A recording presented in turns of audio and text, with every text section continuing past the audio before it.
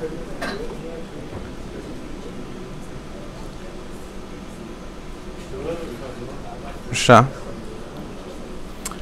بسم الله الرحمن الرحیم. ډاکټر صاحبانو په دې هیله چې ښه به یاست او تېره جمعه او شنبه به هم په خیر تېر سوي وي او دا چې سی جي مو ختمه کړه ټولو ته یې مبارکي م وایم. اوس نو انشاءالله تعالی ټول کارډیالوجستان یاست یاره، ډېر شیان موږ تاسې وویل. نو اوس به مطمئن یم چې د کارډیالوجي له درس څخه به خوند واخلئ او ځکه چې سی جي تاسې وویله موږ تاسې همدارنګه یو لیکچر دی نارمل کارډیک فنکشن او همدارنګه کارډیک اناټومي په باره کې اخیستی و نه سره له هیستالوژي یا هم د زړه نارمل فیچرز موږ تاسې پېژندلي وو تر سی جي مخکې ستاسې په یاد دي. کله چې موږ تاسې سی جي ته ورسېدو نو بیا مو څه شروع کړل بخښش دی کله چې مو ایسینوډ ته ورسېدو بیا نو ایسینوډ باندې پسې د چا په اصطلاح د مچ کیسه سوه نه چې بارانو پسې ولاړو ای سی جي ته. نو ای سی جي چې مو وویل الحمدلله تاسې څه اوس پرې پوهېږئ او څه نه ډېر پرې پوهېږئ زه مطمئن یم. اوس به انشاءالله تعالی د زړه له ټول درس څخه خوند واخلئ، ټوله پیتالوژي څخه به خوند واخلئ او هغه کیسې به راځي د خیره. زه چې کله تاسې ته اسکیمیک هارټ ډیزیز وایم او یا ځینې نور وایم تاسې ته باتمنز وایم چې ایسټي سیګمنټ ایوالویټ سوه، ایسټي سیګمنټ ډیفریس سوه او مثلا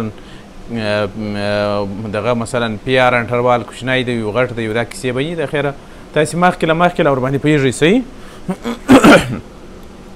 په کارډیالوجي کې به د خیره موږ تاسې یا کارډیک پتالوجي کې به موږ تاسې د خیره څه شی وایو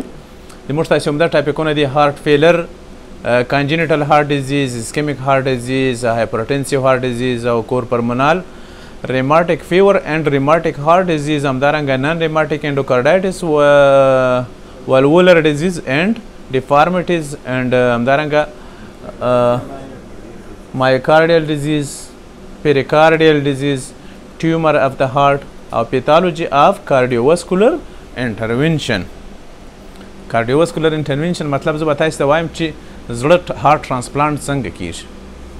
یا به داسې یو جنرل کنسپټ پکې درته درکوم یا مثلا دا وایم چې پی سی آی څنګه کیږي، پرکیوټانس کورونري انټرونشن یا مثلا انجیوپلاستیو انجیوګرافي څنګه کیږي. صحیح دا به د خیره یو په بل پسې وایو موږ تاسې. اول هارټ فیلر. صحیح هارټ فیلر ډاکټر صاحبانو ډیفینیشن له نظره تاسې څنګه تعریفوئ؟ هارټ فیلر از څنګه تعریفوئ پښتو کې؟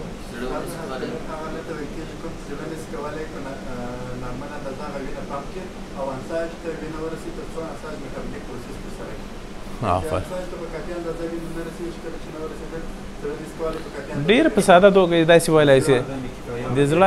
زړه نسي کولی چې هغه اندازه وینه پمپ کړي څونه چې د بدن په واسطه ورڅخه غوښتل کیږي یا په بل عبارت ډېر ساده طریقه هم ساده د ډیمانډ او د سپلای ترمنځ فرق راځي، فرق پکې راځي د ډیمانډ او سپلای ترمنځ. ډېره ساده تعریف نه ده د زړه عدم کفایه، یعنې کله چې زړه ونه توانېږي څونه اندازه وینه پمپ کړي څونه چې زموږ تاسې بدن ورته ضرورت لري دې ته څه شی وایي؟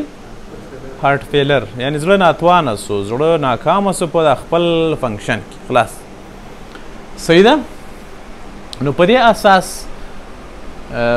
کافي اندازه سرکولیشن زړه نسي کولی چې برقرار یې وساتي، میټابولیک اکټیویټي د انساجو متاثره کیږي اکثر انساج. نو په نتیجه کې بیا بالاخره موږ تاسې د هارټ فیلر شی ورکوو، اراز والایم یې ورکوو. هارټ فیلر ډاکټر صاحبانو کیدای شي چې په حاد ډول سره یو ناڅاپه رامنځته سي، یو ناڅاپه سډنلی دې ته څه وایي؟ اکیوټ هارټ فیلر. او کیدای شي داسې په مثلا په متواتره توګه سره دا پروسه آهسته آهسته مخته ولاړه سي پروګریسیولی او بالاخره زړه په دې ونه توانېږي چې بالاخره یعنې تر یو وخته پورې کوشش کوي چې دغه د سرکولیشن برقرار وساتي، په اصطلاح د ډیمانډ برقرار وساتي، خو یو وخت بالاخره ناکامه کیږي، داسې قرار کار پرېږدي او بالاخره زړه نه توانېږي چې هغه اندازه وینه پمپ کړي څومره چې ورڅخه غوښتل کیږي. نو په نتیجه کې بیا دې ته څه شی وایي؟ کرونیک هارټ فیلر. دغه داسې خبره نه ده چې تر 14 ورځو یې نو زیات وخت ونیول. نو تر 14 لکه څنګه اکیوټ او کرونیک انفلمیشن کې اکیوټ هغه ته وایي چې په ناڅاپي توګه سره دا پیښ رامنځته سي، او کرونیک چې ته وایي چې په قرار سره بالاخره زړه خپل فعالیت ته لاس ورکړي او نه توانېږي چې هغه اندازه وینه پمپ کړي څومره چې ورته ضرورت ده. یو بله اصطلاح د ډاکټر صاحبانو د هغه په نامه باندې کنجسټیو هارټ فیلر یا سی چیف په نامه باندې چې سی چیف هغه حالت ته وایي ډاکټر صاحبانو سی چیف کنجسټیو هارټ فیلر چې زړه څخه وروسته برخو کې ډاکټر صاحبانو وینه پاته سي یعنې وینه کنجشن وکړي احتکان وکړي کله چې وینه احتکان مثلا په سږو کې وکړي یعنې هغه وینه چې له سږو څخه چېرته وینه راځي زړه ته راځي نه د زړه د یوې ستونزې له وجې مثلا له سږو څخه وینه زړه ته نه راتخلیه کېږي یا له سیسټمیک وریدونو څخه وینه زړه ته نه راتخلیه کېږي په نتیجه کې وینه په سیسټمیک وریدونو کې لکه سپیریر وینپیریر وینه کې او یا هم اکثره وخت خپله په سږو کې پاته کېږي چې دې پیښ ته څه وایي کنجسټیو هارټ فیلر ما تاسو ته ویلي کنجشن څه معنی احتکان یو هایپریمیا یو کنجشن کله چې وردي وینه په بدن کې پاته کېږي دې ته څه وایي کنجشن نو کنجسټیو هارټ فیلر مو وپېژندل په خاص توګه سره په سږو کې چې کله وینه جمع پاته سي او زړه ته نه راتخلیه کېږي بېرته یعنې چپه زړه ته دې پیښ ته څه وایي کنجسټیو هارټ فیلر همدارنګه دا په یاد لري ډاکټر صاحبانو په پیریپرل سرکولیشن کې هم مثلا په سپیریر امپیریر وینا کې وایي بیا هغه بیا راسته زړه ته نه راتخلیه کېږي هلته پاته کېږي ښه ایتیالوجي دا چې زړه ډاکټر صاحبانو ولې ناکامه کېږي یا زړه ولې مثلا نه توانېږي چې هغه اندازه وینه پوره کړي څونه چې زموږ تاسې بدن کې ورته ضرورت ده یا ډیمانډ ده نو دا مختلفې وجې لري چې دغه ما په یو څو عنوانونو کې خلاصه کړي دي ډاکټر صاحبانو ایتیالوجي اول انټرنزیک پمپ فیلر د زړه اساسي دنده څه ده ډاکټر صاحبانو پمپینګ ده نه د وینې پمپ کول دي بعضې وخت ډاکټر صاحبانو خپله د پمپینګ پروسه له ستونزو سره مخ کېږي دا یې تر ټولو غټه وجه ده ډاکټر صاحبانو د هارټ فیلر تر ټولو غټه وجه ده چې زړه بالاخره نسی کولی چې هغه د پمپینګ پروسه ترسره کړي ډاکټر صاحبانو صحیح ده ډېرې وجې لري ډاکټر صاحبانو کیدای شي مثلا د زړه په خاص توګه سره د وینټریکلو عضلاتي برخه مثلا کمزوري سوي وي یا هم کیدای شي چې ډاکټر صاحبانو د زړه مثلا په نورو برخو کې ستونزه وي خو په هر صورت مثلا لکه ډاکټر صاحبانو تر اسکیمیک هارټ ډیزیز وروسته زړه نسی کولی چې وینه پمپ کړي تر اسکیمیک هارټ ډیزیز وروسته زړه نسی کولی چې هغونه اندازه وینه پمپ کړي څونه چې ورته ضرورت ده ځکه موږ پوهېږو د سی مسکولاچر د زړه عضلات کمزوري کېږي په دغه وخت کې که یا په اسکیمیا په وخت کې نسی کولی چې دونه کنټرکټیلیټي وکړي څونه چې ورته ضرورت ده بل همدارنګه مایوکارډایټس د زړه د عضلاتو التهاب په وخت کې کارډیومایاپتیز دا به زه تاسو ته وایم د زړه د عضلاتو مختلفې ناروغۍ دي میټابولیک ډیسارډر لکه بیریبیري په یاد مو دي ویټ بیریبیري ما تاسو ته ویلي بیریبیري په دوه ډوله وه یو ویټ و بل ډرای وه د کوم وټامین دي کمښت وجې رامنځته کېږي کوم بي B6 چا وویل B1 وټامین B1 صحیح د وټامین B1 بل نوم څه ده تیامین وټامین B3 بل نوم څه ده نیاسین ډېر یا تکړه خو یاس صحیح دا وټامین B1 ته په ټیټه سترګه مه ګورئ دغه بعضې وخت موږ تاسو ته په ایمرجنسي ډرګ کې په توګه سره کاروو د ډرګ په ډول ما تاسو ته ویلي مو چې ځینې وخت وټامینونه موږ تاسو د ډرګ په ډول سره هم کاروو نه نو وټامین B1 هم یو له هغو دغه څخه ده وټامینونو څخه ده چې په خاص توګه سره موږ تاسو په ایمرجنسي دواګانو کې ورڅخه استفاده کوو خاص توګه سره لکه هغه څوک چې هایپر الکولیزم وي چا ډېر زیات الکول څښلی وي صحیح د الکول والا چې در باندې پېښېدل اول څه ورکوئ B1 B1 صحیح یو څه وخت مخکې یو نفر راته دولت کې م و یو ډاکټر د نوم یې نه درخلم یو نفر مې ورته راوست مړی کړو ما نو تا څنګه دغسې پرېښی د تاسې خو معلومه چې په پزه نه پرېږدئ وایي خو ملامت نه و مال ولې وایي ده ښه ډېر شراب څښلي ما غږ نه دی ورته کړی زه شراب څښلي باره نه پېژنې رقم پېچکاري ور ولګوله چې څه شی وډز مړی کړو وایي نو ما ورته ویل نو ما فکر وکړو چې کیدای شي وټامین B1 یې ورلګولي ما وټامین B1 تاسې که پوښتنه کړې حتما به وټامین B1 در لګولی او هغه څوک نه مړ کوي وایه والا یو بل رقم پېچکاري پرې واخیست ما نو ته وټامین B1 سپې واخلو حتما خو ما ورته ویلي وایي تاریخچه یې ښه وایي وروسته بیا پښیمانه شوم چې کاشکې مې ورته ویلي وایي سر دې خلاص نو باره مې ورته او اول کیدای شي وجه هغه پېچکاري نه وي کیدای شي یو دم کارډیک اریسټ یې ورکړی دی سړي نو دوی خو داسې ده موږ تاسې خلک داسې یوه نظریه لري چې که څنګه تا اکسس وکړو یو ساده یو مثلا وټامین یو نیوروبیان دي ورته ورکړل ممکن یو ساده یو شی دې ورته ورکړل یک ډیکاډران او دی مثلا کارډیاکارست یو بل شي څخه ورکړی خو که ته اکسس وکړو نو دی مستقیم دی پیږي یا مثلا یو نفر د بریډیکارډیا ده پسې راکښته کېږي بالاخره پل ځې راورسېدل دېر شو ته مجبوره یې اډرینالین نو اډرینالین یو شی ورکړې ډوپامین ضرور به یې ورکوې نو ته کوشش کوې دی بچ کې هغه دی بیا فکر کوي چې دا ولاد دی چې مړ کړو دغه اډرینالین مړ کړو نو دی بیچکاري ولګوله مړي کورونا کې وینئ تاسې هغو بیچارهګانو یو ډیکاډران ورلګولی یا یو ټرامنسولان ورلګولی دی وایي ګوه داسې پیچکاري در کوي وژنې مو هغه تاسې واورېدله ویډیوګانې نو دغه موږ تاسې هغه یو څه فرق دا له دغه سره یاده سوه وټامین بي 1 او دا بیري څخه رایاده سوه خو بیري د دې شي کوم خاص تلاو نسته سره خو بعضې وخت د الکولیک ټوکسیسټي دا به زه د خیره تاسې ته چېرته وایم پتالوژي کې به زه د خیره تاسې ته د الکولو میتابولیزم وایم او د الکولو اووردوز به درته وایم د الکولو له وجې سړی کوما ته ځي ډاکټر صاحبانه په کوم وخت کې ځي او تاسې چې ورسره کولی شئ څنګه یې پېژنئ وټامین بي 1 په کوم میکانیزم سره ورکوئ او څه ارزښت لري دا به ټول د خیره موږ په هیپاټالوژي کې وایو صحیح اوس یې همدغسې زده کوي میخانیک بس چې الکول د چا ډېر خوړلي وي وټامین بي 1 پراخوي خلاص سی په هغه ګړۍ ورکوي حتی دوام پول هم ورکوی شي صحیح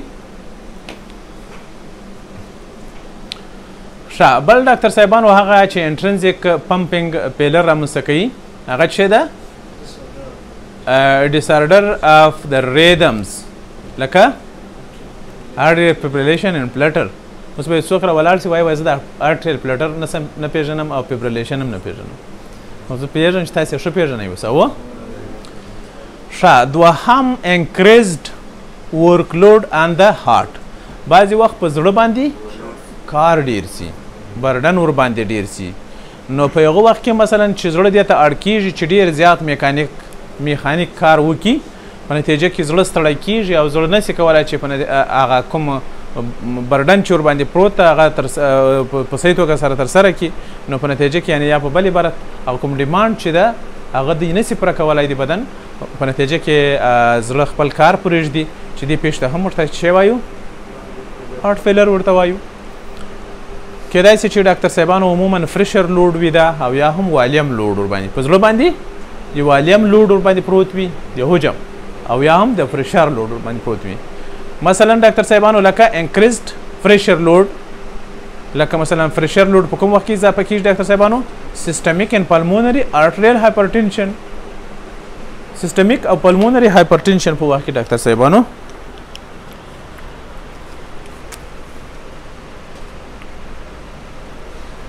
موږ تاسې ډېر سمپل رسمووه دا زړه ده او 4 چمبره لري دا یې فرض کړئ چې پلمونري آرټري ده او دا یې فرض کړئ چې ده ډاکټر صاحبانو سیسټمیک آرټري یا هم اورټا که چیرته ډاکټر صاحبانو پلمونري پرشر لوړیږي پلمونري هایپرټنشن او یا هم سیسټمیک هایپرټنشن سیستمیک مثلا اورټا ته چې وینه پمپ کېږي سیستمیک هایپرټنشن په وخت کې په کوم زړه باندې فشار راځي چپه زړه خاص توګه سره په لیفټ فرنټیکل او پلمونري هایپرټنشن وخت کې په څه باندې فشار راځي په رایټ په دواړو صورتونو کې شی رامنځته کوي ډاکټر صاحبانو هارټ فیلر په ترتیب سره که سیستمیک هایپرټنشن وي ډاکټر صاحبانو نو سره کم هغه رامنځته کوي لیفټ سایډ هارټ فیلر او که چیرته پلمونري هایپرټنشن وي بیا چې رامنځته کوي رایټ سایډ هارټ فیلر رامنځته کوي خلاصه ده بل ولولر ډیزیز دی ډاکټر صاحبانو د زړه د والونو ناروغۍ دي مثلا لکه میټرل سټینوسیس او ارټیک سټینوسیس پلمونري سټینوسیس په دغو ټولو وختونو کې ډاکټر صاحبانو زړه مجبوره ده چې تر ډېرې کوشني سرې دا ټوله وینه وباسي زور به وایي که یا که چیرته پلمونري سټینوسیس وي ډاکټر صاحبانو دا پلمونري وال نو راسته زړه ضرور ده چې تر دغه تنګ برخې مثلا مخکې د زړه داخلي کلیبر دونه د دیوال اوس دونه سو کوچنی تر دې کوچني سرې چې مثلا دا ټوله وینه باسي د سږو خواته زور غواړي که یا نو زړه بالاخره مجبوره ده چې څه شي وکړي عدم کفایه رامنځته کړي مثلا نه تواني چې دا ټوله وینه تر دې وباسي ستړی کېږي او یا مثلا ډاکټر صاحبانو چې مثلا اورټیک سټینوسس په دغه برخه کې زړه مثلا د اورټا خواته تر دا کوچني سوري مخکې مثلا د یو کالیبر هم داخلي دونه غټ ته دونه کوچنی سي نسي کولی چې وینه پمپ کړي او ترې وباسي په نتیجه کې به دغه چپه خوا ناکامه کېږي یا میټرل وال یا بایکسپیډ ډاکټر صاحبانو دا سټینوسس مخکې مثلا دونه غټ کالیبر لري دا کوچنی کېږي دومره دا چې ولې سټینوسس رامنځته کېږي په کوم میکانیزم هغه بیا وروسته درته وایم اوس دومره په یاد لرئ چې تر کوچني سوري یا تر کوچني وال په سخته وینه باسي په نتیجه کې به موږ تاسې پوهېږو چې د زړه عدم کفایه به رامنځته کېږي همداسې دا که یو سبب یې کیدای سي که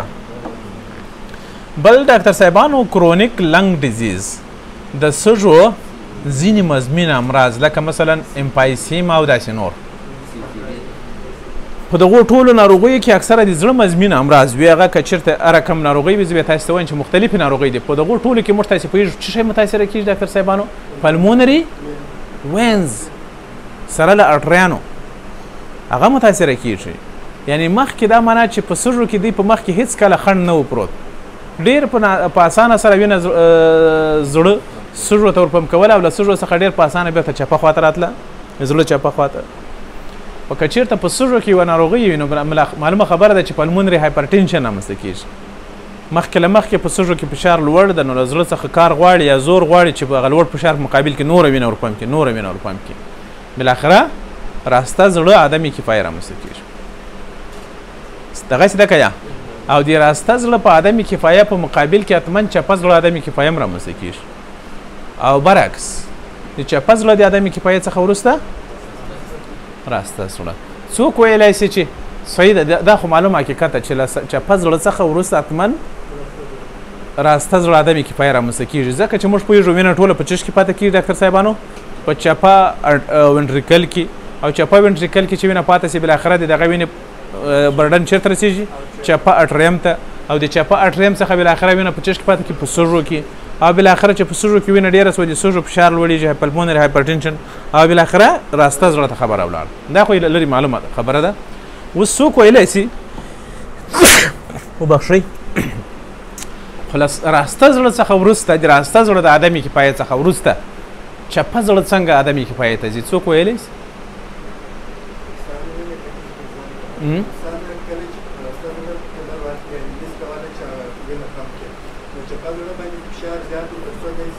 ولې فشار باندې زیات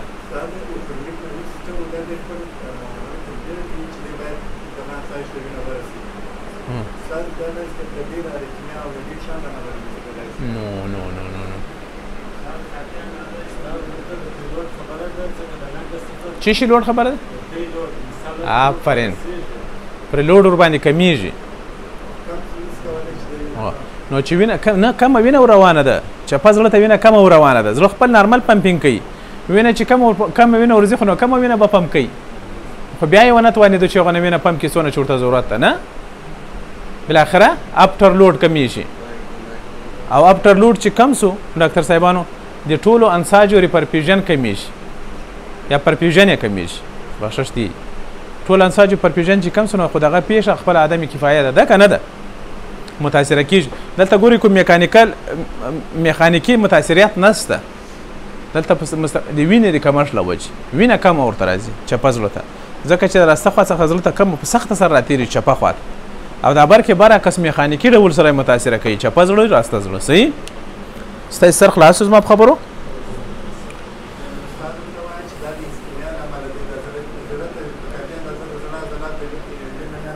یا ګوره 5 لیټره وینه راله دلته صحیح ده فرض که پرڅو نو وخت کې یې شمارې 5 لیټره وینه باید ټوله ولاړه سي چېرته ډاکټر صاحب سږو ته او بالاخره د سږو څخه دغه 5 سره لیټره وینه باید راسي و چېرته لیفت ونټریکل ته نو اوس دغه ډاکټر صاحب دا مثلا سږو ته د 5 لیټره له جملې څخه 2 لیټره پمپ کوي سږو ته صحیح د هر یا په سږو کې وجه ده خپله په دې کې وجه ده نو دا 2 لیټره خو نو بیا بالاخره دغه چپه زړه ته 2 لیټره وینه راځي او دغه څخه د 2 لیټره وینه فرض کې پمپ کېږي په یو معلوم وخت کې نو خو دوی نسي کولی چې مثلا بیرته هغه د انساجو پرفیوژن کم سو صحیح چپه زړه و او دلته میخانیکي کومه ستونزه نشته په زړه کې دلته پرې لوډ کم ورته را روان دی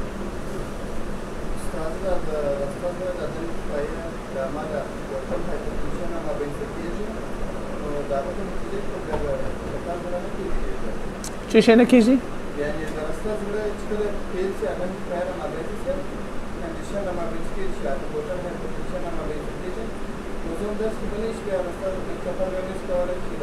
یا چپه زړه هر څه کوه چپه زړه کې میخانیکي ستونزه نه وي په دې وخت کې په چپه زړه کې میخانیکي ستونزه نشته فقط فری لوډ کم ورته وینه کمه ورته راځي ولې وینه کمه ورته راځي ځکه چې چپه زړه نشي کولی چې وینه پوره ورته راواستوي یا سږو ته پوره وینه پمپ کړي میخانیکي ستونزه نشته په چپه زړه کې په دې وخت کې او برعکس کله چې په چپه زړه آدمي کې پایي دغه میخانیکي ډول سره په راسته زړه متاثره کوي میخانیکي ډول سره بیا حتی یعنی اول مثلا ښه مثال ده مثلا لیفت ventricular hypertrophy په تعقیب سره شي رامنځته کېږي رایټ ventricular hypertrophy دا چې څنګه میکانیزم یې زه وروسته درته وایم خو رایټ ventricular hypertrophy وروسته لیفت ventricular hypertrophy هېڅکله نشي رامنځته کېدی صحیح ښه دوهم ډاکټر صاحبانو د هارټ فیلر غټ سبب چې د انکریزډ والیم لوډ په زړه باندې د زړه د وینې د حجم زیاتوالی دی صحیح ده ډاکټر صاحبانو کله چې په زړه باندې مثلا والیم ډېر شي زړه کوشش کوي چې مثلا تر یوې اندازې پورې کمپنسیشن وکړي یا معاوضه وکړي تر څو پورې هغه څونه وینه چې ورته راغلی یا څونه والیم چې پکې پروت ده هغه ټول د باندې پمپ کړي خو بالاخره په یو وخت کې زړه ناکامه کېږي او نه توانېږي چې ټول هغه اندازه وینه پمپ کړي څونه چې دلته را روانه ده مثلا لکه والوولر انسفیشنسي په وخت کې سویر انیمیا په وخت کې دا به یو په یو تاسو ته تشریح کوم صحیح ده ځکه دا هر یو ډېر مهم ده د میکانیزم پتالوژي له نظره والوولر انسفیشنسي په وخت کې ولې په زړه کې والیم زیاتېږي په دې خاطر ډاکټر صاحبانو فرض کړئ چې تاسې کوم وال انسفیشنسي د ډاکټر صاحبانو سیمیلونر وال اپ اورټا دغه سیمیلونر وال انسفیشنسي د انسفیشنسي څه معنی بې کفایتي انسفیشنسي یو آدمي کفایت ده یو بې کفایتي ده صحیح بې کفایتي دا معنی چې دا ټوله وینه چې زړه پمپ کړې وګورئ تاسې کې یو څوک شته چې یو داسې ماته وایي چې د وال او د سپینکټر په منځ کې څه فرق ده آفرین ډېر چې خلاص سپینکټر دواړو طرفو ته یو شی ورڅخه عبور کولی شي خو وال یو طرف نو دا وال ده دا چې کله خلاص دا ټوله وینه باید یې خواته ولاړ شي یو طرفه شاته باید هېڅکله رانشي کله چې انسفیشنسي رامنځته شي نو وال په سپینکټر غوندې شي باندې بدل شي مطلب دا ده چې خلاص سو بیرته شاته وینه ورڅه راځي صحیح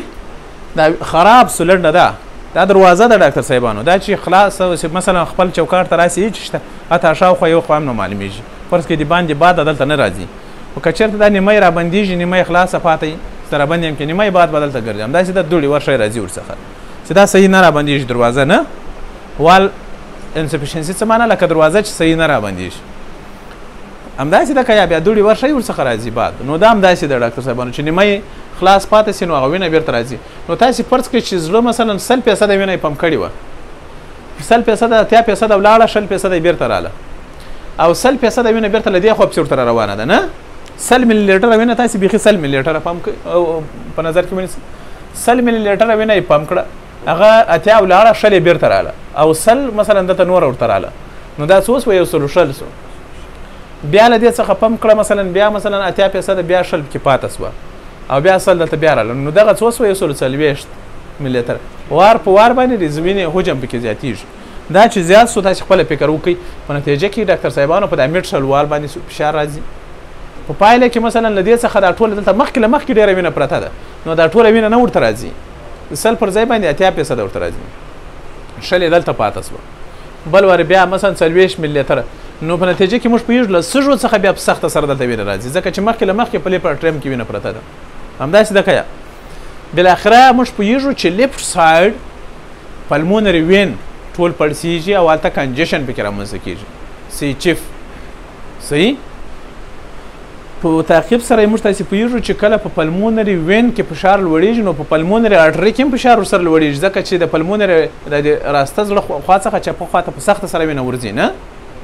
سر مو خلاصېږي دا خبره چې شته راله ډاکټر صاحبانو پلمونري ټرنک ته او بالاخره هغه وینه بالاخره مثلا دلته 100% وینه پمپ کوي، هلته یو مثلا 100 بیرته هلته مثلا مخکې له مخکې ډېره وینه ده، د 100 پر ځای څو ور پمپ کوي؟ 80 اویا شپېته. په پایله کې اول چپه زړه آدمي کفایه او په پایله کې راسته زړه، او په نتیجه کې موږ پوهېږو چې دلته مثلا وینه ډېره پاته ده، له رایټ اټریم څخه وینه کمه راځي،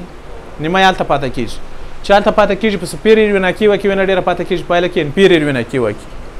کیسه سره خرابه شوه نه. دا والوولر انسفیشنسیانو په وخت کې دغسې کار کېږي ډاکټر صاحبانو، دغه میکانیزم سره. صحیح. بل موږ پوهېږو ډاکټر صاحبانو سویر انیمیا په وخت کې لوډ زیات وي، د سویر انیمیا په وخت کې لوډ زیات وي، ځکه چې ډاکټر صاحبانو په نارمل ډول سره مثلا دغه 5 لیټره وینه کولی شي چې زموږ ستاسې د بدن په وینه کې چې په بدن کې چې پمپ کېږي دا ټول ضرورت وړ اکسیجن پوره کړي. په که چېرته مثلا په وینه کې په 5 لیټره وینه کې موږ تاسې پوهېږو چې پر لیټر او پر ملیمیټر یا پر ډیسیمیټر موږ تاسې هغه اندازه یې معلومه کړې ده چې د هیموګلوبین کنسنټریشن څونه ده، همداسې ده که او موږ پوهېږو انیمیا څه ته وایي چې هیموګلوبین کنسنټریشن په آر بي سي کې کم سي، په نتیجه کې هم د هیموګلوبین کنسنټریشن په یو معلوم مقدار وینه کې کمیږي. نو کله چې ځینې کسان په انیمیا باندې اخته وي د هغو بدن کمپنسیشن کوي، معاوضه، یوه معاوضه یې هم دا ده چې د وینې والیم زیاتېږي، حجم یې زیاتېږي، میکانیزم یې زه درته وایم. نو د 5 لیټره پر ځای باندې د په رګونو کې څو وینه ګرځي؟ 7 لیټره یا 8 لیټره. په زړه لوډ زیات شو که یا مخکې 5 لیټره وینه پمپ کول، اوس څه شی کوي؟ 8 لیټره، ډېر کار کوي. په پایله کې زړه پر څه شي اخته کېږي؟ هارټ فیلر. تایروټوکسیکوسس په وخت کې ډاکټر صاحبانو، د تایروټوکسیکوسس په وخت کې موږ تاسې پوهېږو چې فلویډ ریټینشن کېږي نه. تایروټوکسیکوز مایوکس اوډیما په یاد مې دي چې هغه بل ډاکټر فضل ویل که چا ویل چې رامنځته کېږي تایروټوکسیکوز کله چې ډاکټر صاحبان وبخښئ ډېر زیات دغه هایپوتایرویډیزم نه هایپرتایرویډیزم هایپو نه وبخښئ ډېر زیات. تایروټوکسیکوزس څه ته وایي ډاکټر صاحبانو؟ کله چې تایراید هارمونونه زیات سي. صحیح. کله چې تایراید هارمونونه زیات سي موږ پوهېږو په ټول بدن کې میتابولیک اکټیویټي زیاتېږي، او د میتابولیک اکټیویټي سره د وینې حجم هم زیاتېږي، والیم. په نتیجه کې موږ پوهېږو ولې والیم زیاتېږي؟ ځکه هر غړی ډېر کار کوي او ډېره وینې ته ضرورت لري، نو په نتیجه کې په کمپنسیشن ډول سره یا معاوضوي ډول سره د وینې حجم زیاتېږي، او زړه مجبوره ده چې هر نسج ته په پرېمانه اندازه وینه ورپمپ کړي، ډېر کار کوي بیچاره زړه. په دې خاطر باندې په تایروټوکسیکوسس کې موږ څه شی وینو ډاکټر صاحبانو؟ هایپرټنشن او ټیکیکارډیا. په هایپرتایرویډیزم کې هایپرټنشن وي اندازه او ټیکیکارډیا وي. صحیح. او دغه دواړه بالاخره دې سبب کېږي چې زړه په عدم کفایه باندې اخته کړي. بل آرټري وینس شنټ دی. آرټري وینس شنټ ډاکټر صاحبانو دې ته وایي چې ما تاسو ته ویلي وو چې دا یو ورید ده او دا یو شریان ده. د شریان او د ورید په منځ کې بیله دی چې وینه اول په ارټریول، بیا سمال سایز وخشش دی سمال سایز ارټري او په ارټریول او بالاخره په دغه کیپیلري او بالاخره دا سیستم جوړ شي. نه، مستقیما وریدي او شریاني وینه یو له بله سره ګډېږي، دې ته څه شی وایي؟ آرټري وینس شنټ. په نتیجه کې موږ پوهېږو چې مستقیما څه شی زیاتېږي ډاکټر صاحبانو؟ وینس ریټرن زیاتېږي زړه ته نه. مخکې چې به هغسې تله یو وخت یې نیول چې تر څو پورې له کپیلریانو څخه راتله، اوس بې سوال او جوابه داسې لنډه ورته راګرځي. مثلا انپیریر وینه کې وته بالاخره یا سپیریر وینه کې وته ډېر د وینې ریټرن زیات ده، نو لوډ زیاتېږي په زړه که یا په دغه وخت کې هم چې رامنځته کېږي عدم کفایه. هایپوکسیا ډیو ټو لنګ ډیزیز، د سږو د ناروغیو په وخت کې چې کله په بدن کې هایپوکسیا رامنځته سي، مثلا ساینوسس، سنټرل سیانوسس. صحیح. سنټرل سیانوسس عموما دوه وجې لري، هارټ ډیزیز، لنګ ډیزیز. د لنګ ډیزیز له وجې چې مثلا کوم سیانوسس رامنځته کېږي هایپوکسیا، نو په دغه وخت کې زړه مجبوره ده. ګوري عموما په هایپوکسیاګانو کې زړه مجبوره ده چې ټیکیکارډیا رامنځته کړي او ډېره زیاته وینه پمپ کړي، کوشش کوي چې اکسیجن پرسي. ځکه موږ تاسې پوهېږو چې بیرو ریسپټرز، تاسې پېژنئ یو بیرو بخشش دی کیمو ریسپټرز، کیمو ریسپټرز زموږ تاسې په اټریانو کې دننه اټري کې دي او د هغو دنده چې شی د ډاکټر صاحبانو دوامداره د اکسیجن او کاربن ډای اکساید کنسنټریشن چې کول دي. که چېرته داسې چې کاربن ډای اکساید کنسنټریشن په وینه کې زیاتیږي هغه مستقیما هارټ سنټر تنبیه کوي او بالاخره ویګس آوټ فلو زیاتیږي په نتیجه کې هغه زړه تنبیه کوي چې ترڅو قوي تقلصات وکړي ژر. دا چې زړه دوامداره په دغه مشکل باندې اخته وي معلومه خبره ده زړه بالاخره نه توانیږي او بالاخره فعالیت ته لاس ورکوي او زړه عدمي کفایت دی. سر مو خلاص په ټولو باندې. دریم impaired feeling of cardiac chambers. د مختلفو ستونزو له وجې ډاکټر صاحبانو دغه څلور چمبرونه چې دي موږ تاسې پوهېږو چې هر یو چمبر ته وینه له کومې خوا روانه ده دا فیلینګ یې نه ورته کېږي د مختلفو وجو څخه. او دا یو خبره په یاد لرئ چې هر یو چمبر ته په خاص توګه سره رایټ سایډ ته وینه کمه شي چپه زړه څخه مستقیما متاثره کېږي. صحیح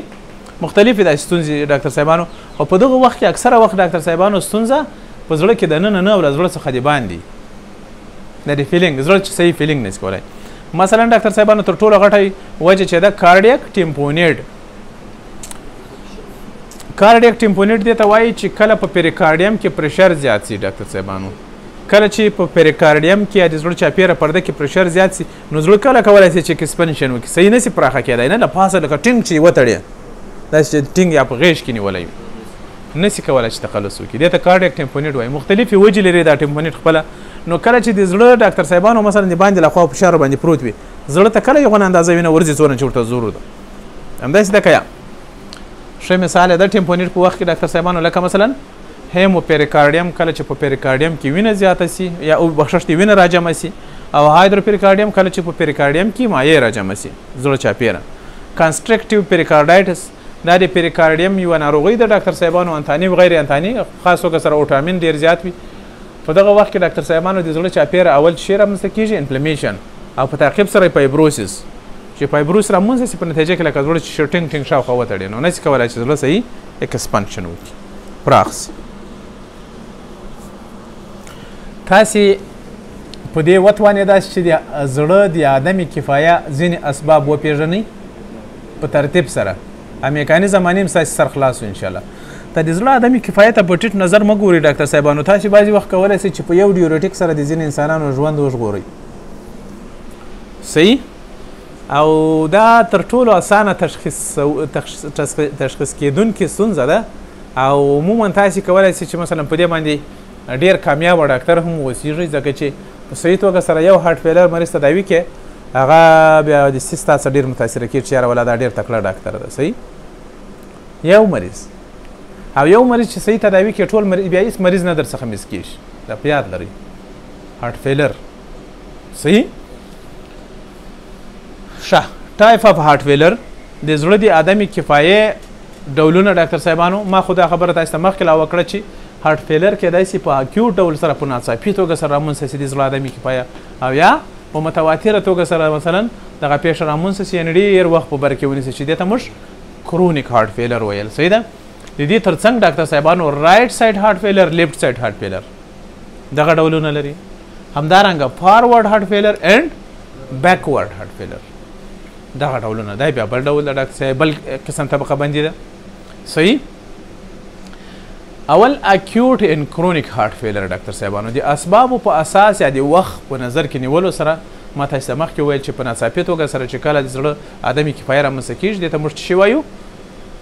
اکیوټ هارټ فیلر صحیح او کله چې ډېر وخت ونیسي نو دې ته کرونیک هارټ فیلر وایو. اکیوټ هارټ فیلر ډاکټر صاحبانو دا چې ناڅاپه ولې په زړه کې مثلا داسې ستونزه رامنځته کېږي چې زړه نسي کولی یو اندازه وینه پمپ کړي چې زموږ تاسې د بدن په واسطه ورڅخه غوښتل کېږي نو ډېرې وجې لري. تر ټولو غټه وجه یې دا ده ډاکټر صاحبانو لارجر مایکارډیل انفارکشن د زړه یوه غټه برخه چې کله عضلات یې مړه سي فرض کېدونه برخه نو دغه چپه زړه بیا بخښش دی راسته زړه کولی شي چې ټوله هغه اندازه وینه پمپ کړي یا دغونه کار وکړي لکه مخکې چې کوو مثلا په دغه اتاق کې تاسې فرض کړئ 50 نفره یاست یو کار کوئ 500 سره او زه دا 50 کې مثلا 10 نفره د باندې درڅخه وباسم یا 6 نفره نو هغه د 500 نفرو کار په دغه 6 نفرو بیا نشئ کولی یو کې کوئ نو ډېر په تکلیف سره بیا کوئ زور در باندې راځي په ټولو همداسې ده که یا همدارنګه چې کله د زړه د عضلاتو زیاته برخه مړه سي هغه متباقي مایوکارډیم ډېر په سخته سره کار کوي تر څو د بدن غوښتنې پوره کړي صحیح والو رپچر بعضې وخت د زړه والونه رپچر وکړي ډاکټر صاحبانو او پایله کې چیرې رامنځته کړي انسفیشنسي رپچر پېژنئ وچې وي کارډیک ټمپونیډ یو دم دا پیښه یو دم رامنځته کېږي ډاکټر صاحبانو یو دم زړه چوي بخښښ دې وال چوي یو دم یعنې اکیوټ هارټ فیلر رامنځته کوي ټمپونیډ هم یو ناڅاپه مثلا د زړه چاپېره مثلا مایات راجمع کېږي او وینه راجمع کېږي او ټمپونیډ رامنځته کوي صحیح مختلفې وجې دي مسیو پلمونري امبولیزمز مسیو پلمونري مثلا په هغه وخت کې چې یو غټ پلمونري امبولای راشي صحیح پلمونري امبولای راشي مثلا دغه ساحه بنده کړي د غټ وین یا غټ رګونه بند کړي نو دا راسته زړه یو دم ناکامه کېږي یو دم له عدمي کفایې سره مخ کېږي ځکه نشي کولی چې وینه دونه ورپمپ کړي یا مثلا مخ ته وینه نه ځي ځکه چې پرشر مخ ته اضافه کېږي ځینې وایروسي ناروغۍ دي لکه په خاص توګه سره اکیوټ وایرل مایوکارډایټس اکیوټ وایرل مایوکارډایټس دا به زه تاسې د خیره ووایم دا یوه داسې پېښه ده چې په ناڅاپي توګه سره رامنځته کېږي یو دم مایوکارډایټس رامنځته کېږي د زړه د عضلاتو التهاب او زړه نشي کولی چې ټول هغه اندازه وینه پمپ کړي چې ورڅخه غوښته کېږي په ناڅاپي توګه سره دا کار کېږي اکیوټ بکټیریل ټوکسیمیا په دغه وخت کې هم زړه متاثره کېږي او زړه نشي کولی چې کار وکړي دا هم یو دم دا کار کېږي صحیح دا خبره په یاد لرئ ډاکټر صاحبانو چې په اکیوټ هارټ فیلر کې په ناڅاپي توګه سره دغه ستونزه رامنځته کېږي په ناڅاپي توګه سره د کارډیک آوټپوټ کمیږي ډاکټر صاحبانو او په نتیجه کې سیسټمیک هایپرټنشن رامنځته کېږي لیکن اوډیما نه وي دا یو په یاد لرئ په کرونیک بخشش دی هارټ فیلر کې عموما ډاکټر صاحبانو پیریپرل اوډیما وي اما په اکیوټ کې پیریپرل اوډیما په اسانه توګه سره نه لیدل کېږي نو په دې خاطر دې تشخیص هم اسانه کار نه ده صحیح ده خو پر ځای سره چې رامنځته کېږي ډاکټر صاحبانو کارډیوجینیک شاک او سریبرل هایپوکسیا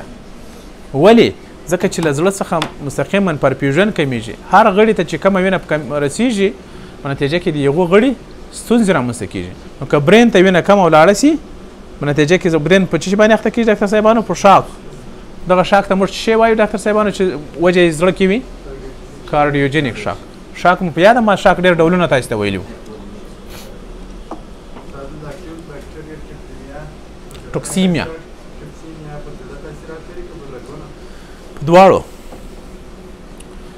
په دواړو ډاکټر صاحبانو د اکیوټ بکټیریل ټوکسیمیا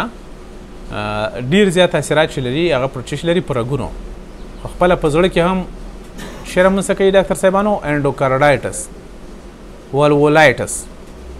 او ترڅنګ یې بل کار چې کوي په حاد توګه سره کوي ډاکټر صاحبانو پریپرل وازو ډایلیشن رامنځته کوي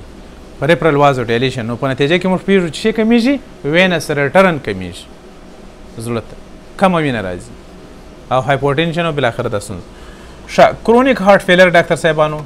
کرونیک هارټ فیلر بیا هغه پیښ ته وایي چې په قرار سره دا توګه او بخشش دي دا ستونزه رامنځته سي یو ناڅاپه نه رامنځته کېږي لکه اکیوټ هارټ فیلر کې مختلفې وجې دي ډاکټر صاحبانو چې کرونیک هارټ فیلر رامنځته کوي لکه مثلا مایوکارډیل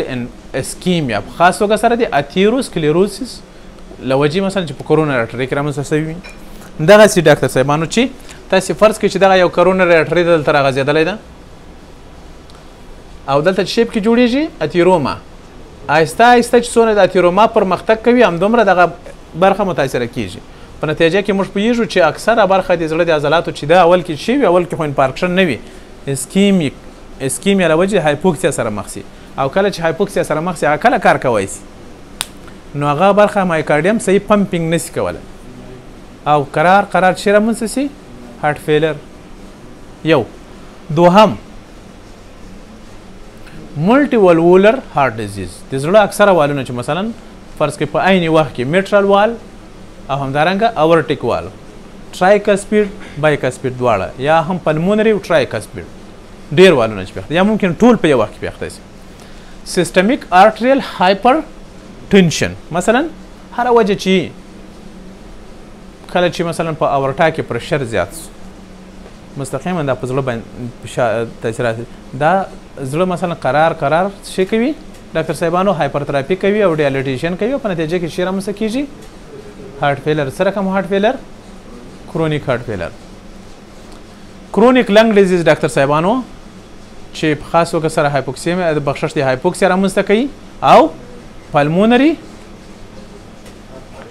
هایپرټنشن په وخت کې موږ پوهېږو د زړه بخشش دی د سږو په ناروغیو کې اکثره وخت هایپوکسیا او پلمونري هایپرټنشن رامنځته کېږي چې په دواړو صورتونو کې موږ تاسې پوهېږو ډاکټر صاحبانو زړه متاثره کېږي او په نتیجه کې په قراره توګه سره بالاخره په زړه کې چې رامنځته کېږي فیلر کله چې د سږو له وجې زړه له عدمې کفایې سره مخ شي دې ته موږ یو بل نوم هم لرو هغې ته څه وایي کور پلمنال ورته وایي ښه بل ډاکټر صاحبانو پروګریژن اف اکیوټ ټو کرونیک فیلر بعضې وخت یو ناڅاپه مثلا په ناڅاپه توګه سره زړه له عدمې کفایې سره مخ شي خو ډېر وخت لپاره دا ستونزه پاتې شي نو دا نه معنه چې اوس مثلا 2 میاشتې وروسته دا پیښه رامنځته شوې وه اکیوټ وه خو ما ته مریض 2 میاشتې وروسته راغی نو په یو وخت کې دغه اکیوټ پیښه زموږ تاسې لپاره څه ده کرونیک دا یو وخت کې اکیوټ وه ما اوس کرونیک سوه ښه ډاکټر صاحبانو دا خبره په یاد لرئ په کرونیک هارټ فیلر کې ډاکټر صاحبانو زموږ تاسې زړه کوشش کوي چې معاوضه وکړي کمپنسیشن وکړي ځینې کمپنسیټري میکانیزمونه دي مثلا زړه ټیککارډیا زړه کوشش کوي چې ضربان زیات کړي ترڅو وینه ډېره ژر ژر پمپ کړي او یا هم کوشش کوي زړه چې ډیالیټیشن وکړي توسع وکړي او دا ناکي کار ده بعضې وخت هایپرتراپي کوي ډاکټر صاحبانو نو دغه د زړه ډیالیټیشن هایپرتراپي او ټیککارډیا تر یو وخته پورې کوشش کوي چې د وینې د کارډیک آوټپوټ برقرار وساتي خو بالاخره ډاکټر صاحبانو خپله وړتیا د لاسه ورکوي او په نتیجه کې چې رامنځته کېږي ډاکټر صاحبانو هارټ فیلر د هارټ فیلر په وخت کې ډاکټر صاحبانو نه یوازې دا چې کارډیک آوټپوټ کمیږي بلکې موږ تاسې پوهېږو چې په اکثره غړو کې پړسوب ځکه رامنځته کېږي چې وینس ریټرن زړه ته کم سي او په نتیجه کې سیسټمیک وینس کانجیشن رامنځته کېږي دا سیسټمیک وینس کانجیشن د څه سبب کېږي د اوډیما پریپرل اوډیما مثلا ډاکټر صاحبانو پریپرل اوډیما څنګه لکه کېدای شي مثلا په خپله په سږو کې اوبه راجمع شي چې دې ته موږ څه وایي پیلورل فیوژن کېدای شي چې د زړه چاپېره برخه کې اوبه راجمع شي کېدای شي په بطن کې راجمع شي اکثره وخت په بطن کې چې دې ته اسایټس وایي او یا هم ډاکټر صاحبانو پیډل اوډیما چې د غذایونو کې پښې وپړسېږي دې کسانو همدارنګه ډاکټر صاحبانو په اینه کې کنجشن صحیح چې دې ته موږ څه رقم کنجشن وایي کارډیک کنجشن ګورئ کارډیک کنجشن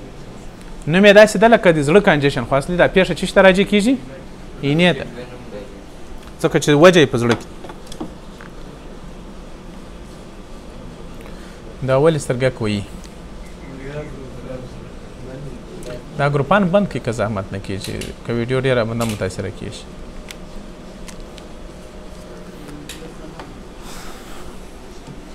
ښه بل ډاکټر صاحبانو لیفټ ساید اینڈ رایټ ساید هارټ فیلر ده لیفټ ساید دا ډېره دلچسپه موضوع ده واقعا ډېره دلچسپه موضوع ده د هارټ فیلر ډاکټر صاحبانو دا یو عام نوم ده د ځان د ښه پوهولو دپاره یا هم د ناروغ د ښه ایجوکیشن دپاره یا هم د ناروغ د ښه کنټرول دپاره یا د وجې د معلومولو دپاره د هارټ فیلر ستاسې دپاره پکار ده چې څه شی وکئ دغه هارټ فیلر یو څه نور هم د چا په اصطلاح کانسایز کړئ او یا یې هم تر هغه سبب ته مراجعه کوي نو عموما دا خبره په یاد لري ډاکټر صاحبانو چې هارټ فیلر په اکثره وخت دواړه طرفه نه وي رایټ اکثره وخت داسې واقع کېږي چې لیفټ او رایټ دواړه وي خو په ځینې وختونو کې ډاکټر صاحبانو یا چپه زړه آدمي کفایه وي یا راسته زړه آدمي کفایه وي صحیح یا چپه زړه آدمي کفایه رامنځته سوی وي یا هم راسته زړه آدمي کفایه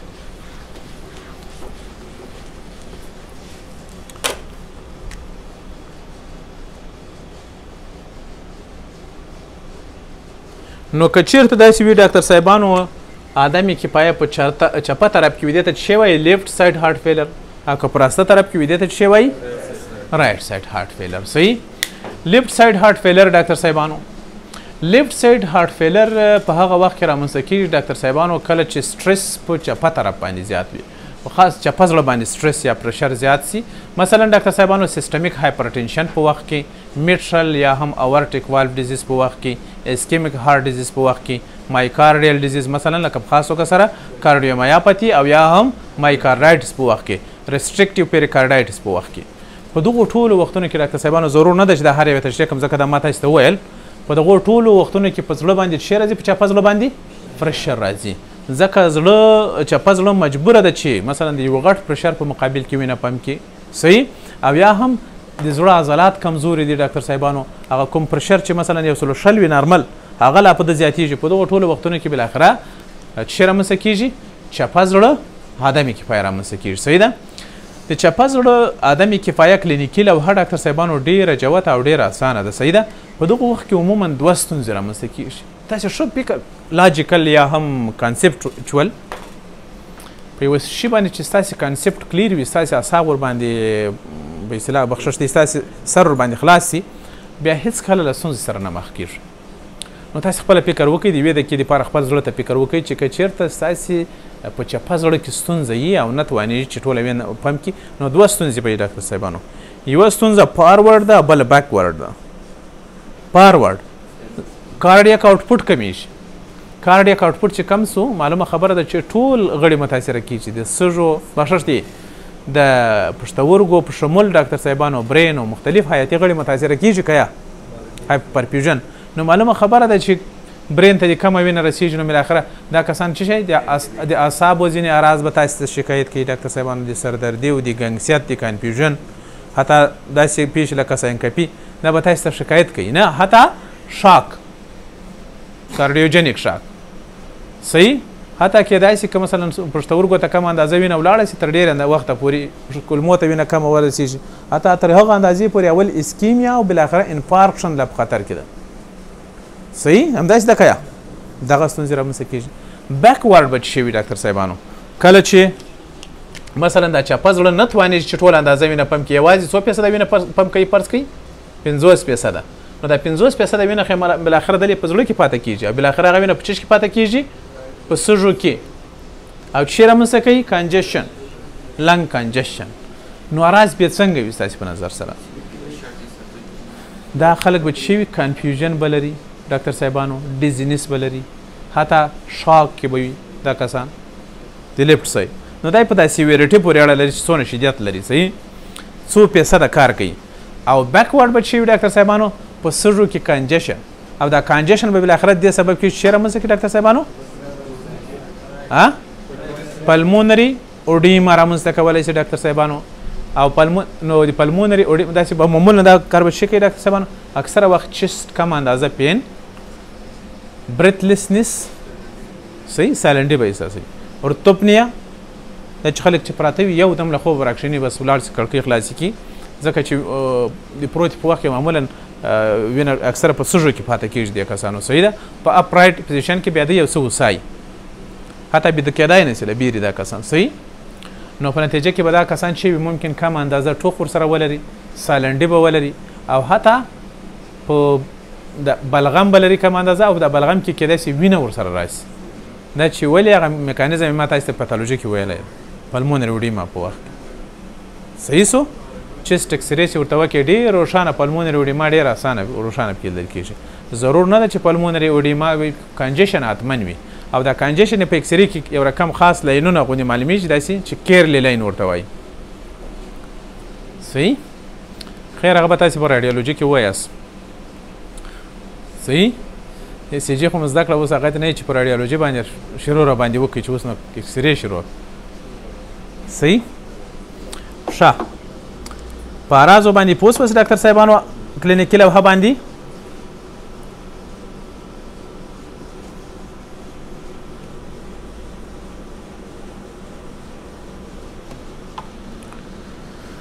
ښه.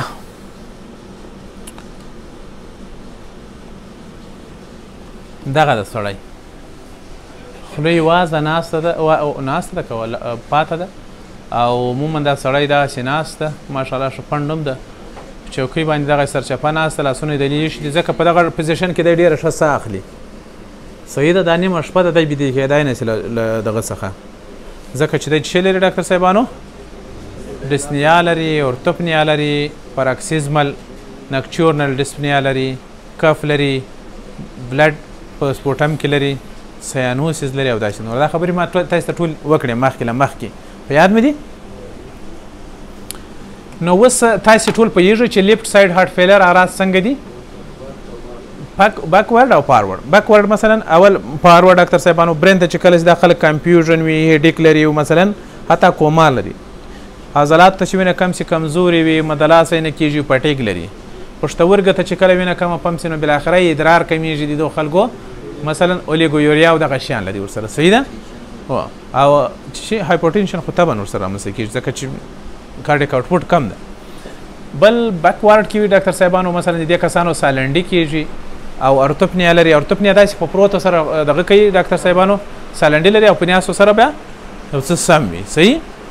او دا کسان ډاکټر صاحبانو کف لري له کف سره ممکن کم اندازه بلغم او په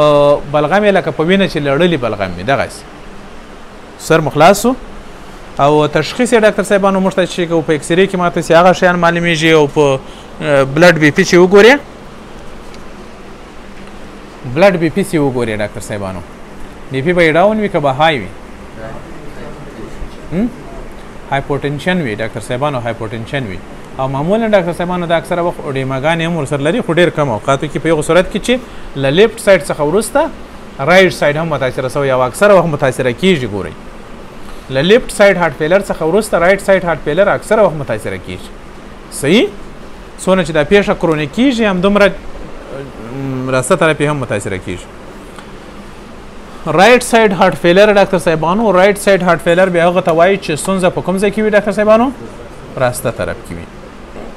مختلفې وجې لري ډاکټر صاحبانو اکثره وخت رایټ سایډ هارت فیلر تر لیفټ سایډ هارت فیلر وروسته رامنځته کیږي.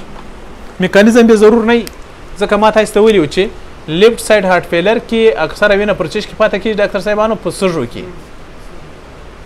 کې وینه پاتې کیږي. په سږو کې چې کله وینه پاتې سوه موږ پوهیږو چې د پلمونري آرټري هغه غټ شریان ده چې وینه له راسته زړه څخه چې شته پمپ کوي سږو ته. مخکې به پرشر کم و د کم پرشر په مقابل کې پمپ کوله خو دا چې اوس چپه زړه آدمي کفایه ده ټوله وینه په سږو کې مخکې له مخکې پاته ده نو هلته وینه مخکې لا پرته ده د هغې په مقابل کې نوره وینه ورپمپ کوي نوره. نو معلومه خبره ده چې په نتیجه کې په راسته زړه باندې چې راځي پرشر راځي سټرس ور باندې راځي نو په نتیجه کې چې رامنځته کېږي وروسته دا پیښه ځکه چې دا بالاخره د پلمونري آرټري له وینې څخه ډکېږي بیا چې وینه ورپمپ کوي بیرته شاته راځي او پایله کې ډاکټر صاحبانو پرشر چېرته زیاتېږي پکې رایټ سایډ کې او بالاخره رایټ اټریم او بالاخره سپیریر وینه کې او انفیریر وینه کې. نو اکثره وخت لیفټ بخشش دی رایټ سایډ هارت فیلر تر لیفټ سایډ هارت فیلر وروسته رامنځته کېږي. عمده وجه یې همدغه ده. بل کور پلمونال ډاکټر صاحبانو کور پلمونال موږ ته سپېږو د سږو ځینې انټرنزیک ناروغیانې د سږو ځینې ذاتي ناروغیانې لکه امپایسیمیا یا داسې نور یا په هر صورت د سږو ټولې هغه د دوه موارده چې ته اوس COPD یادوې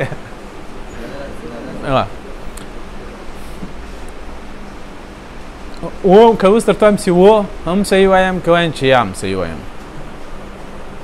صحیح. COPD ډاکټر صاحبانو مختلفې ناروغیانو څخه جوړه ده خو زه ضرور نه ده چې د مچ کیسه سي ورڅخه جوړه سي COPD یا هم ډاکټر صاحبانو د سږو هغه ناروغۍ چې په یوه کې ابسټرکشن رامنځته کېږي نازک له د نامو څخه یې معلومېږي کرونیک برانکایټس همدا وجه چې ډاکټر صاحب همدا برخه یې کرونیک برانکایټس د COPD او بل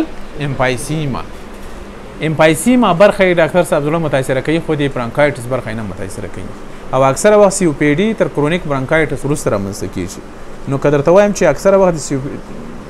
ډېر پکې غټه ستونزه نه وي په دغه وخت صحیح ډېر پکې یعنې اکثره COPD کسان به ته وګورې چې هارت فیلر نه لري خلاص نه سوې پوه ځکه دا COPD خپله متواتره پیښه ده. موږ COPD څرنګه تعریفوو یو څوک چې د 3 کلو دپاره په هر کال کې 3 میاشتې بلغم لرونکی ټوخی ولري دې ته څه شی وایي COPD وایي صحیح. او دا پیښه داسې متواتره توګه نو اکثره داسې کسان زه پېژنم چې COPD لري خو هارت فیلر نه لري خلاص صحیح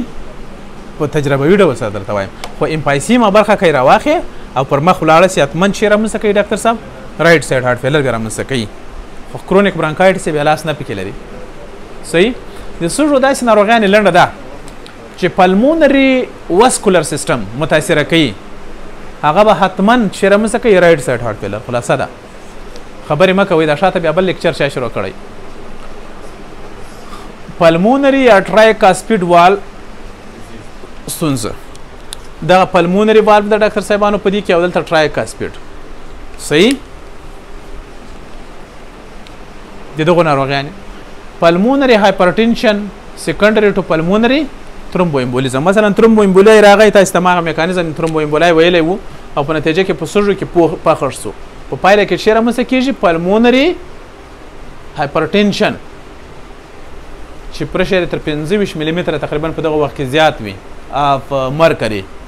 نو د لوړ فشار په مقابل کې چې راسته زړه وینه پمپ کوي، بل اخر راسته زړه له آدمي کفایه سره مخ کېږي کیا دا بله وجه ده ډاکټر صاحبانو. مایکارډیال ډیزیز چې هغه د زړه هغه ناروغي د عضلاتو هغه ناروغي چې راسته زړه متاثره کوي، او یا هم کانجنټل هارت ډیزیز ډاکټر صاحبانو، لکه په خاص توګه سره لیفټ ټو رایټ شنټ.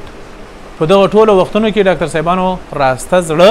عدم کفایه رامنځته کېږي. لیفټ ټو رایټ شنټ ډاکټر صاحبانو په هره برخه کې واقع کېدای شي چې مثلا آرټریل سیپټل ډیفیکټ وي. نو په نارماله توګه سره موږ پوهېږو پرشر کومې خواته ډېر ده، نو وینه به کومې خوا څخه دلته راشي دې خواته. فرض کړئ چې یوازې 10% وینه راغله، څو فیصده؟ 10% له چپه خوا له دغه ASD څخه ورڅخه راغله. صحیح ده، ASD آرټریل سیپټل ډیفیکټ یا دغه سرې څخه، یعنې په پیدایشي ډول سره د دغو ماشوم زړه سری ده، او موږ پوهېږو چې له لیفټ وینټریکل لیفټ اټریم څخه په نارماله توګه سره رایټ اټریم ته باید وینه رانسي. ډېرو بخښه ډاکټر صاحب ته اوبه راکړه. مثلا دغه سری خلاص پاته ده، یوازې تاسې فرض کړئ 10% یا 20% وینه راځي، او موږ پوهېږو چې 100% وینه له چی څخه را روانه ده؟ سوپیریر وینا کیوا او انپیریر وینا کیوا د لارې وینه را روانه ده. نو 100% هغه سوه، 10% نور یو سلو 10%، نو لوډ ورباندې زیات سو که یا دې ته څه وایي؟ لیفټ ټو رایټ شنټ یا هم اسیانوټیک کانجنټل هارت ډیزیز. دا به زه تاسو هم دا شنټس په دوه ډوله دي، لیفټ ټو رایټ، رایټ ټو لیفټ. رایټ ټو لیفټ چې دي هغه بیا ټول څه رقم دي؟ سیانوټیک دي. دغه بیا څه رقم دي؟ دا لیفټ ټو رایټ اسیانوټیک وي.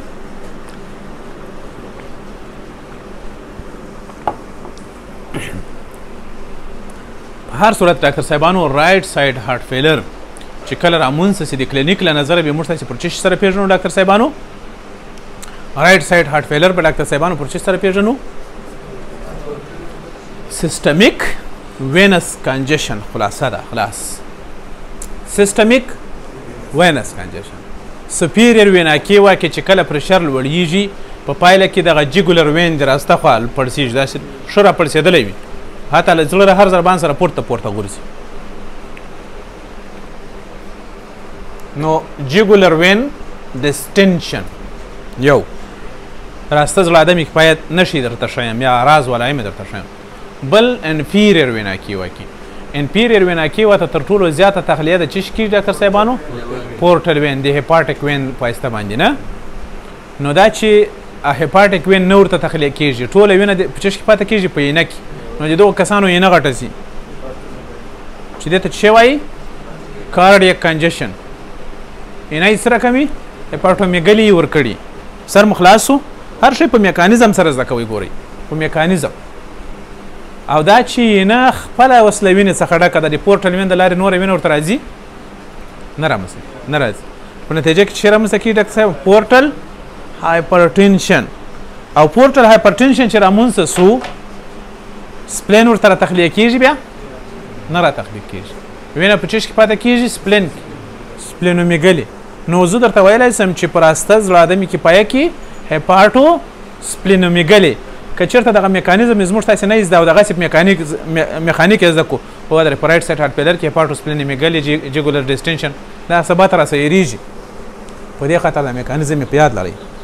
که یو چا پوښتنه درڅخه وکړه چې ولې په رایټ سایډ هارت فیلر کې هیپاټو سپلینومیګلي، دا میکانیزم یې همدا ده. بل دا چې پورټل هایپرټنشن که تر ډېره وخته پورې پاته سي، په نتیجه کې چې رامنځته کېږي؟ مواسیر هیمراید.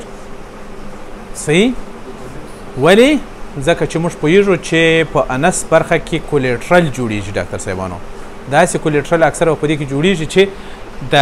پورټل وین څخه کوشش کیږي چې انفیریر ویناکې وتلی وي بلې لارې څخه وینه ولاړه سي ځکه چې اینې په لاره باندې نه ځي سر مو خلاص و هلته اکثره وخت او ډېر وخت دپاره کپال سي د مرۍ په اخري قسمت کې بیا ډاکټر صاحبانو وریدونه پړسېږي چې رامنځته کېږي هلته ورسز دغه پیښ ته ورسز او همراید په ډېر وخت سره چې د رایټ سایډ هارټ فیلر پاتې سي که نه په غیر د هغو کې په رایټ سایډ هارټ فیلر کې دا نه وي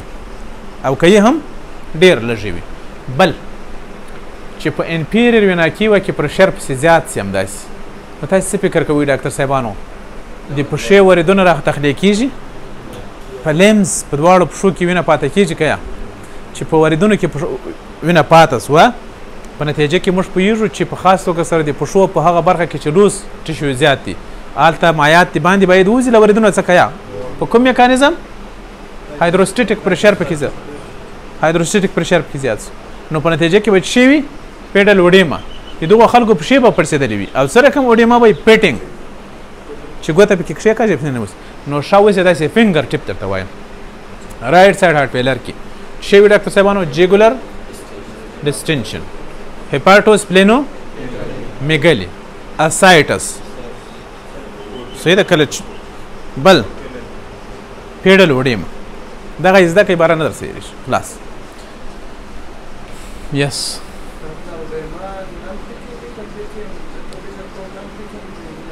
نه نه پیټینګ وي دا هایدروسټیټک پرشر په نتیجه کې رامنځته کېږي ډاکټر صاحب هغه وډیماګانې چې یوژولي چې پروټین د تجمع له وجې پکې رامنځته کېږي هغه بیا لکه هایپوتایرویډیزم هغه بیا سره کم وي نن پیټینګ وي او یا مثلا لکه لیمفاټیک لیمفو وډیما هغه هم نن پیټینګ او د دې هایدروسټیټک پرشر په نتیجه کې رامنځته کېږي ډاکټر صاحب دا اکثره وخت سره کم وي پیټینګ او موږ په سترګو وینو دغسې مریضان به مانو څو میلیونه نه دا نه مانه چې هغه صحیح تجربه د علم مور ده بل موږ تاسې پوهېږو ډاکټر صاحبانو چې په دغه وخت کې دا چې راسته زړه آدمي کفایه ده چپه زړه ته یو خو دغه راز و نه د کلینیک له نظره تاسې خپله فکر وکړئ بل له د راسته زړه څخه وینه چپه زړه ته 50% ځي لږ ځي نو دغه بیچاره چپه زړه نه ده متاثره صحیح کیدای شي مثلا دا مشکل یوازې پر راسته زړه کې وي خو چپه زړه څنګه متاثره کېږي چپه زړه کې د ډاکټر صاحبانو چې موږ پوهېږو چې وینه کمه ورته روانه ده کمه وینه دلته مثلا 50% وینه راځي دا یوازې د 50% وینه پمپ کوي نو په نتیجه کې کارډیک آوټپوټ کمیږي کارډیک آوټپوټ چې کم سو نو بالاخره برین ته سرکولیشن کمیږي اکثره غړو ته کمیږي نو دا د دغو خلکو بدن سره کم یخ پخ وي ډاکټر صاحبانو بدن کمزوري وي عضلاتو ته یې وینه کمه رسېږي زر ستړي کېږي رسټلسنس لري او داسې مشکلات لري صحیح کنفیوژن ډیزینز دا شیان ټول بلرډ ویژنز دغه ټول د څه شي وجې څخه وي ډاکټر صاحبانو کارډیک آوټپوټ د کمښت له وجې لیترجي صحیح دغه د ګوري ډاکټر صاحبانو اوډیما دا د څه شي دي ډاکټر صاحبانو د رایټ سایډ هارټ فیلر اراز ولایم دي لکه فټیک ډیپندنٹ اوډیما یا پیډل اوډیما ډسټنشن اف د جګولر وین لیور انلارجمنت اسایټس انورکسیا gastrointestinal distress cyanosis evaluations and peripheral venous pressure دغه نور د هاضمي سیستم اراز ما تاسو ته ونه ځکه ونه ویل چې ستاسو د مسلک څخه لري خبره ده که داسې یوه پیښه در سره مخ کېده هغه بیا ما ته رسوئ صحیح دا چې بیا په انډوسکوپي سره وګورئ ډېر ښایسته معلومیږي صحیح ځکه چې موږ پوهېږو چې بیا خو یوازې دا پورټل وین ته خو یوازې سپرین نه را تخلیه کېږي انټرسټاین هم را تخلیه کېږي کولمې هم را تخلیه کېږي نه نورې برخې او سټمک هم را تخلیه کېږي نو سټمک چې کله نه تخلیه کېږي ډاکټر صاحبانو هغه یو رقم ستونزه لري دې ته موږ هایپرټنسیو ګسټروپتي وایو دا فولډز یې ډېر غټ شوي نو خو اوس که زه تاسې انډوسکوپي تشریح کوم بیا بد خوند کوي صحیح ده هغه پرېږدئ ماته بیا رسوئ صحیح دننه هغه شی چې په سترګو نه معلومېږي هغه پرېږدئ ښه رایټ سایډ هارټ فیلر او لیفټ سایډ هارټ فیلر لیفټ سایډ دا شیماټیک په دا یوه شیما کې دغه ټول کوم درس موږ تاسې ویل دا ټول خلاصه سوی ده ډاکټر صاحبانو. مثلا موږ تاسې پوهېږو لیفټ سایډ هارټ فیلر د څه څه وجې رامنځته کېږي؟ اسکیمیا هارټ ډیزیز، مایکارډیال ډیزیز او والولر هارټ ډیزیز او ریسټرکټیو پریکارډایټس. دغو ټولو وختونو کې ډاکټر صاحبانو کارډیک آوټپوټ کمیږي، ټیشو انوکسیا رامنځته کېږي. انوکسیا چې کله انساجو ته کم اکسیجن رسیږي، رینن پرفیوژن کمیږي او بالاخره موږ پوهېږو نتیجه کې رینین انجیوټنسین سیستم فعاله کېږي او په دغه سره سوډیم ان واټر ریټنشن زیاتېږي او پایله کې څه رامنځته کېږي؟ پلمونري کانجیشن اینډ اډیما. دا رینین انجیوټنسین سیستم ډاکټر صاحب مخکې مې یوه صرف نوم یې اخیستل سوی و، ما پرېښول. په دې باندې ستاسې سیویل فزیالوژي له نظره ښه سر خلاصېږي، خو په صورت عموم کې ډاکټر صاحبانو دغه د هارټ فیلر په وخت کې دغه ته کمپنسیشن نه وایي، دې ته ډیکمپنسیشن وایي. دا ډېر یو خطرناکه حالت ده. ګورئ زړه کې والیم زیات ده، ډېره وینه را روانه ده او زړه بیچاره نسي کولی چې هغه وینه پمپ کړي. مثلا والولر ډیزیز داسې نور دي. نو زړه بیچاره څه شی کوي؟ یوازې 50% وینه پمپ کوي، 50% نور هم ورباندې پاته، یعنې پکې پاته مخکې له مخکې ډېر والیم ورباندې ډېر ده. خو کله چې کارډیک آوټپوټ په دغه وخت کې کمیږي ډاکټر صاحبانو، سر مو خلاص شو، نو په نتیجه کې پښتورګو ته څه شی رسېږي؟ کمه وینه رسېږي. پښتورګو ته خو کمه وینه په دې خاطر رسېږي چې زړه کې مشکل ده بیچاره کې، نه شي کولی چې پمپ یې کړي، لوډ ورباندې زیات ده. پښتورګو کې نو بیا موږ پوهېږو چې هلته ډېر سنسټیو حجرات چې جیګوسټاګلومرولر سیل ورته وایي. جیګوسټاګلومرولر سیل بیا شی فکر کوي چې او والا والیم کم سوی ده، نو هغه کمپنسیشن کوي نه، نو څه شی افرازوي؟ رینین. رینین چې افراز و ډاکټر صاحبانو هغه مستقیما ځي انجیوټنسینوجن پر څه باندې اړوي؟ په انجیوټنسین 1 باندې اړوي. صحیح؟ هغه بیا بالاخره موږ تاسې پوهېږو چې انجیوټنسین 1 ځي سږو ته په څه باندې اړوي؟ د ای سی انهیبیټر په بخښش د ای سی انزایم په واسطه باندې انهیبیټر یې دواوې دي، هغو په واسطه پر څه باندې اړوي؟ انجیوټنسین 2. انجیوټنسین 2 بیا څه شی کوي ډاکټر صاحبانو؟ تر ټولو لومړی کار چې ده هغه څه کوي؟ انجیوټنسین 2 الډسټرون زیاتوي او الډسټرون څه کوي؟ سوډیم ریټنشن. بل انجیوټنسین 2 یو بل کار هم کوي ډاکټر صاحبانو، ډېر کارونه کوي. بل کار څه پکې کوي؟ څه؟ وازو کنسټرکشن. سر مو خلاص. بل کار پسې کوي ډاکټر صاحبانو هغه د څه شي؟ اډرینالین او نور اډرینالین افراز. دلته ټیکیکارډیا پسې رامنځته کړي ډاکټر، خو خیر ټیکیکارډیا دا شیان ممکن ډېر زړه متاثره نه کړي او دا وازو کنسټرکشن هم څه کوي؟ وینس ریټرن زیاتوي. مخکې چې وینه مثلا 50% را روانه اوس 200% نور هم کړه. او بل مثلا مخکې د وینې یوازې 5 لیټره والیم و، زړه نه سوی کولی چې 5 لیټره وینه پمپ کړي، اوس لیټر والیم څو ته ورسېدو؟ 8 لیټره ته، ځکه سوډیم ریټنشن. نو په نتیجه کې دا څه شو ډاکټر صاحبانو؟ پښتورګو خو مرسته کوله خو هغه کار ورڅخه خراب سو. صحیح سو؟ نو کمپنسیشن پر څه شي واوښتل؟ ډیکمپنسیشن. که یې چېرته مثال په خارج کې درکم، یو آس ته په خټه کې مشته ده، بار ورباندې دروند ده. د دې پر ځای چې بار ورباندې کم کړئ، تاسې مثلا یو نفر ورباندې ناسته ډاکټر عزت زبیر هم پسې پې کښېنوس، د آس خانه پسې ورخرابه کړه، نه؟ دغه کار د زړه دپاره ډېر تاواني وي. دا کمپنسیشن نه ده، دا ډیکمپنسیشن کېږي. صحیح؟ رایټ سایډ هارټ فیلر ډاکټر صاحبانو د لیفټ سایډ هارټ فیلر څخه وروسته کورپلمونال رایټ سایډ والولر ډیزیز، رایټ سایډ مایکارډیال ډیزیز او پلمونري هایپرټنشن دغه یو د وجې دي. صحیح ده؟ په دغو وختونو کې موږ تاسې پوهېږو لیفټ فرنټیکل کې څه کوي ډاکټر صاحبانو؟ بلډ رزیجوال بلډ پکې زیاتېږي، وینه پکې راجمع کېږي، لیفټ آرټریل پریشر او والیم پکې زیاتېږي او بالاخره موږ پوهېږو پلمونري وینس سرکولیشن پریشر زیاتېږي، پلمونري آرټریل هایپرټنشن زیاتېږي او بالاخره رایټ وینټریکولر پریشر زیاتېږي. په نتیجه کې څه کېږي ډاکټر صاحبانو؟ سیسټمیک وینس کانجیشن ان پیریپرل اوډیما، چې ما تاسو ته دا تشریح کړل. دغه په اکسرې کې ما ته هم کیرلی لاین هغه دغه دي.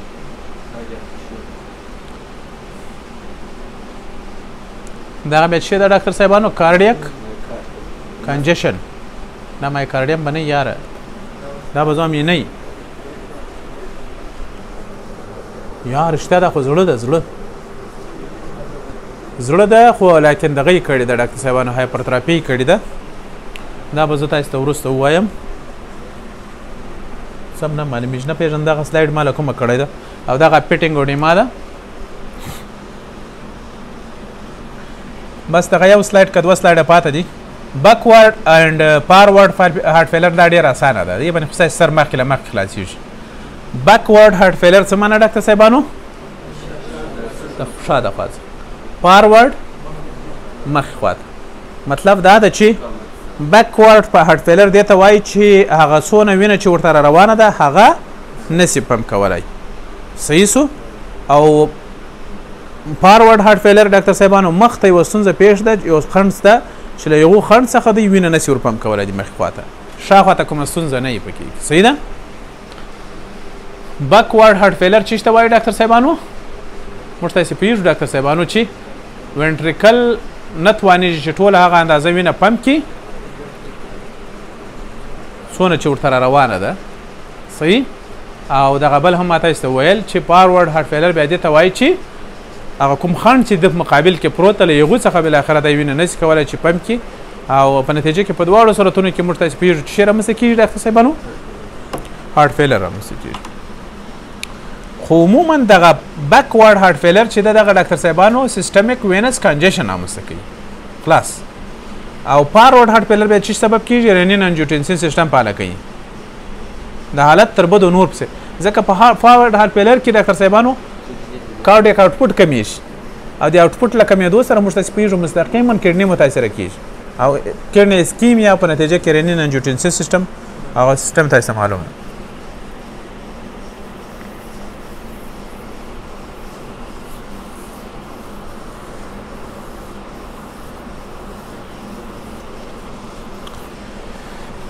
ښه کمپنسیشن چې ډاکټر صاحبانو کله کېږي صحیح ما تاسې ته ویلي زړه چې کمپنسیشن کوي ډاکټر صاحبانو کمپنسیشن څه رقم کوي زړه مجبوره ده پنډ سي جدارونه یې پنډ سي هایپرتروفي وکړي ځکه چې زیات کار کوي که زه جیم کوم نه د ما عضلات هایپرتروفي کوي زړه هم چې ډېر کار کوي څه کوي هایپرتروفي کوي بله کمپنسیشن یا مایوزیت شی ده ډاکټر صاحبانو پراخېدل سره کشیږي زړه پراخ سي ډایلیټیشن وکړي بل کمپنسیشن چې وي ډاکټر ځکه ولې معلومه خبره ده چې وینه ډېره پکې پاته ده دی زړه کوشش کوي تقلص وکړي خو وینه مخکې له مخکې پکې پاته ده رزیجول ولیم پکې شته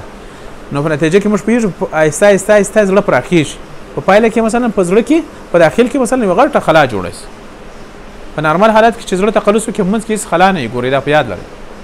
ټوله وینه ورڅخه پمپ کېږي خو په دغه وخت کې بیا څه شی کېږي ډاکټر صاحبانو سره له دې چې زړه تقلص وکړي خو بیا هم غټه خلا پکې پاته وي خلاص دا ډایلیټیشن په وخت کې او بل کمپنسیشن یا معاوضه شی ده زړه مجبوره ده چې مخکې مثلا په دقیقه کې یو زړه څونه وارې ضربان کول مثلا 250 وارې اوس په کار دا ده چې 100 وارې وکړي یو نیم 100 وارې وکړي ټیکي کارډیا ځکه چې په هر بیټ سره مثلا 50% بیرته تقریبا کوشش کیږي چې کارډیک آوټپوټ برقرار وساتل شي سر مخلاصو او کله چې موږ پوهېږو چې په غرنین انجیوټین سیسټم باندې ما ستاسې مخکې سر د خلاص کړو په دغو ټولو وختونو کې ډاکټر صاحبانو چې شی رامنځته کېږي کنجسټیو هارټ فیلر او بل مایکارډیل کنټرکټیلیټي چې کله زیاته سي تقلصات کارډیک ورکلوډ زړه د کارډیک په عضلاتو باندې زیات سي سیل سټرچینګ مثلا عضلاتي ترنې سره کشیږي په پایله کې څه کېږي ډاکټر صاحبانو کمپنسیټوري هایپرټروفي and dilatation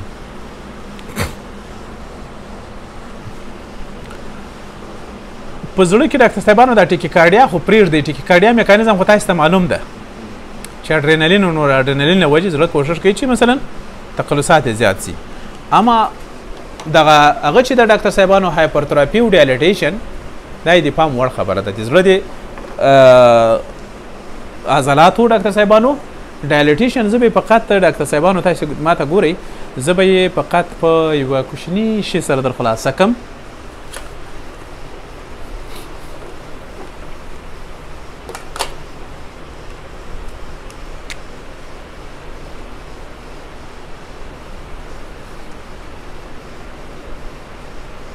تاسې فرض کړئ ډاکټر صاحبانو دا زړه ده 4 چمبره لري ما تاسو ته ویلي و چې د زړه دا یې فرض کړئ نارمل تکنیس ده صحیح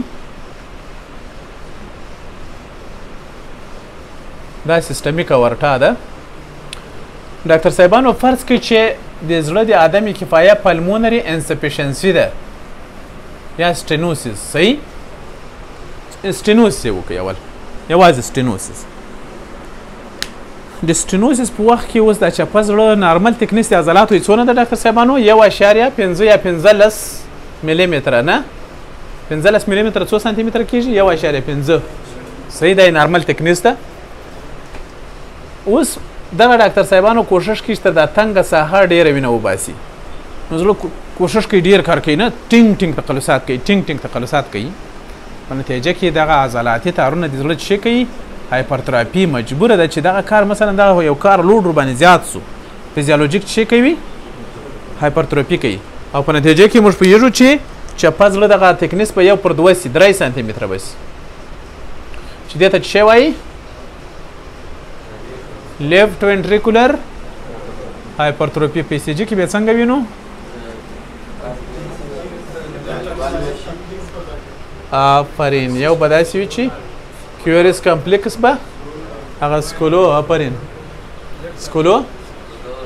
مثلا داسې به وي په چې V5 پلس V1 S view لینت دا باید تر 15 ملي متره اندازه زیات. صحیح. په دې سره معلومه بلق لیفټ اکسټیویشن. لیفټ اکسټیویشن دا معنا چې په ډاکټر صاحبانو په دوهم لیډ کې باید شوي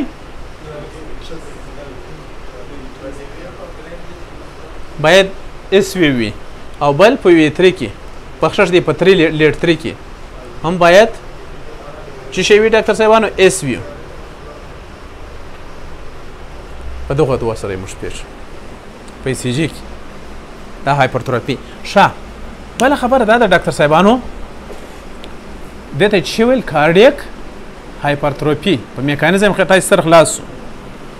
خو اوس ډاکټر صاحبانو ډایلیټیشن بیا سره کم کیږي.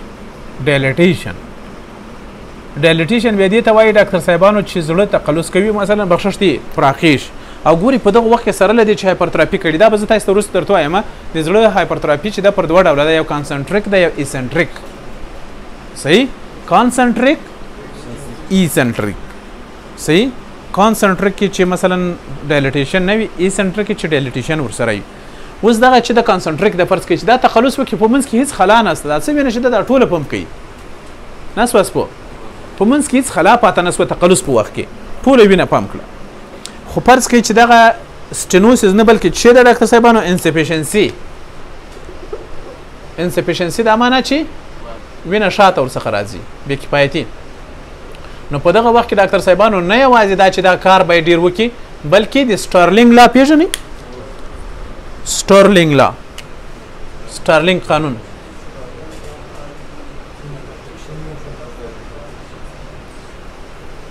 پرنسونس یو شی کش کې غونه څه کېږي؟ غون لکه هغه لکه ورته وایي چې څونه چې کش کې د غونه هغه دغه لرې درته غورځوي نه؟ او یا چې مثلا څونه چې ډېر کش کې د غونې په قوت سره هغه دغه بیرته ایله کېږي هغه شی چې ډېر لرې غورځوي. دې ته سټارلینګ قانون وایي د فزیک له نظر.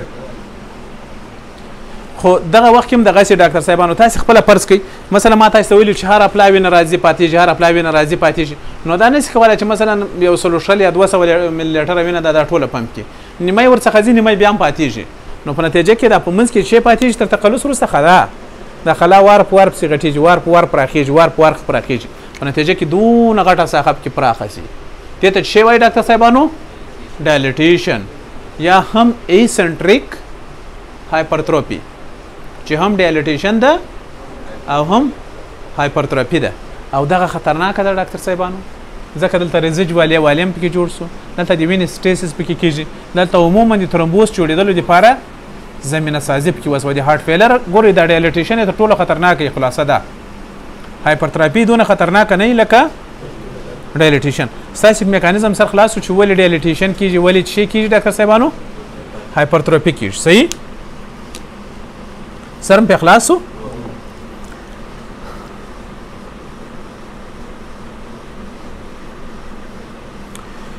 خو دغه ډاکټر صاحبانو دا د زړه د دغه په وخت کې د زړه تقلصات ډېر قوي یوازې هایپرتروفي په وخت کې اما د دغه په وخت کې ډاکټر صاحبانو د ډایلیټیشن په وخت کې تقلصات وي خو ډېر کمزوري صحیح ځکه چې تاسې خپله فکر وکئ اوس دغه یوه کارډیک مایوسایټ ده ډاکټر صاحبانو دونه ده د هایپرتراپي وکړه دونه سوه اما لینت یې دغومره پاته ده نه لینت یې صرف په دې کې شیپ کې زیات سو ډاکټر صاحبانو په دې کې مای فایبرل پکې زیات سو نو معلومه خبره ده تقلص قوت یې زیات سو خو ډایلیټیشن په وخت کې ډاکټر صاحبانو دې اوږدوالی هم زیات سو نه سره کش سول نه اوس تاسې خپل دغه هر یو سارکومیر پسې زیات سو ډاکټر صاحبانو اوس چې دا کوشش وکړي سره تقلص هم سره وکړي نو نسبت و هغو وخته چې د دې پنډواله زیات و یوازې هایپرتراپي کړې وه د دې قوت سره کم کېږي ډاکټر صاحبانو کمیږي سست سي خلاصه ده سست سي نو په دې اساس باندې په دغه وخت کې دغه هغه چې وي هارټ فیلر دا آهسته آهسته خراب طرف ته روان وي تر بدو پسې به تره کېږي او دا یوه خبره په یاد لرئ ډاکټر صاحبانو هایپرتراپي یوازې تاسې په چشي سره په ECG سره نسئ لیدلی بلکې ایکو تر ټولو بیسټ معاینات ایکو او اکسرې ده په اکسرې سره هم تاسې کولی شئ چې کارډیک چیسټ ریشو وګورئ چې هغه څو چنده زیات شوي هغه نسبت یې زیات شوی وي نه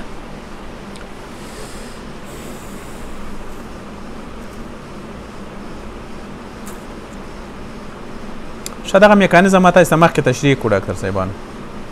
دغه ګوره یو ډېر ښایسته پکچر ده ډاکټر صاحبانو ښه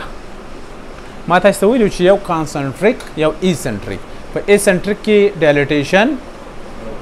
هایپرتراپي دواړه وي او کانسنټریک کې ډاکټر صاحبانو یوازې هایپرتراپي وي صحیح اوس نو زه پوښتنه کوم له ډاکټر صاحب تاسو څخه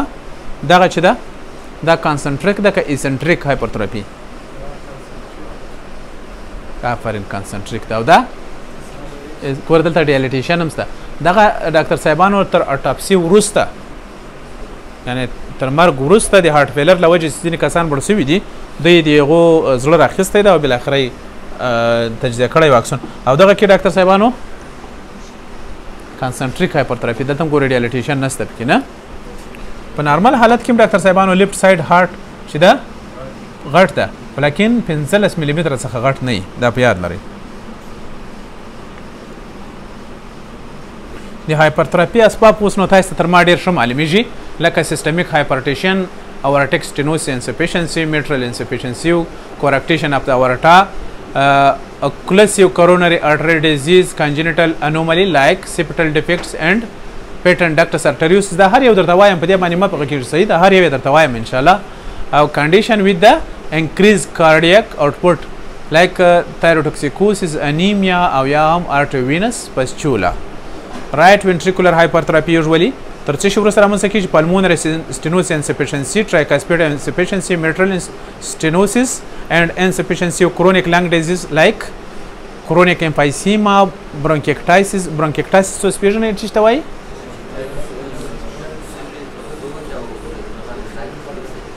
لکه د سږو کومه برخه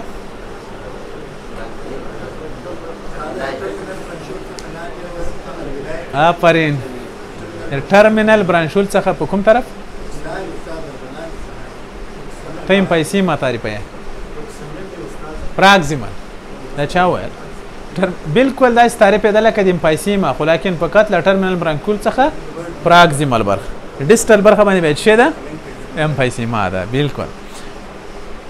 ښه pneumoconiosis pulmonary vascular disease داسې نور left ventricular hypertrophy and failure of left ventricle له دغه وروسته هم usually right ventricular hypertrophy او right ventricular hypertrophy تاسو سره کوم معلوموي PCG کې ډاکټر صاحبانو په V1 کې څه وي RV پکې وي آفرین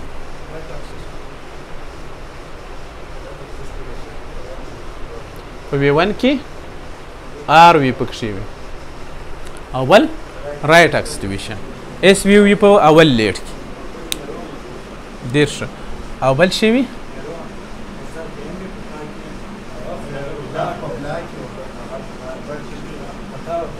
ته سړی مرګ ته برابر یې ډاکټر صاحب کارډیک ډایلیټیشن خو تاسې وپېژندل چې کله چمبرونه یې سره کم سي پراخ سي ولې زړه پراخیږي ډېر اسباب لري ډاکټر صاحبانو کازس صحیح ده کله چې وینه ډېره زیاته د زړه په چمبرونو کې ما تاسو ته ویل میکانیزم یې راټوله سي او زړه کوشش کوي چې هغه پمپ کې هغه بیا هم پاتې کېږي آهسته آهسته آهسته آهسته زړه پراخیږي له څه شي وجې څخه وروسته ډاکټر صاحبانو وینټریکولر انسفیشنسي لکه میټریکل بخښش دي میټرل ان اورټیک انسفیشنسي لیفټ وینټریکولر ډایلیټیشن ټرایکاسپیډ اینډ پلمونري انسفیشنسي څخه وروسته بیا بالاخره رایټ وینټریکولر ډایلیټیشن رامنځته کېږي لیفټ ټو رایټ شنټ لکه په وي اس ډي کې وینټریکولر سیپټل ډیفیکټ دا کانجینیټل ناروغي ده چې د زړه وینټریکلونه یو بل ته سره سري وي صحیح کنډیشن وذ های کارډیاک آوټپوټ لکه تایروډوکسیکوزیز او آرټریوینس شنټ په دغه وختونو کې مایکارډیل ډیزیز په وخت کې لکه کارډیو مایاپاتی مایکارډایټس او سیستمیک هایپرټنشن په دغه ټولو کې زړه څه کوي ډاکټر صاحبانو ډایلیټیشن پراخیږي د مارفولوژي له نظره فقط همدوه خبرې په یاد لري کانسنټریک ایسنټریک کانسنټریک یوازې هایپرتراپي او په ایسنټریک کې ډایلیټیشن او هایپرتراپي یعنی دا معنی چې په یو کې یوازې تکنیک زیات شوی وي او په بل کې اوږدوالی هم زیات شوی یعنی د سارکومیر تعداد زیات شوی وي پکې صحیح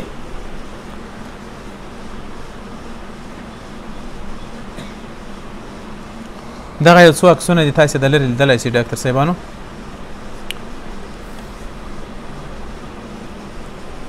نارمل هارت ده دا چې ده هایپرتراپي ویداوټ ډایلیټیشن یعنی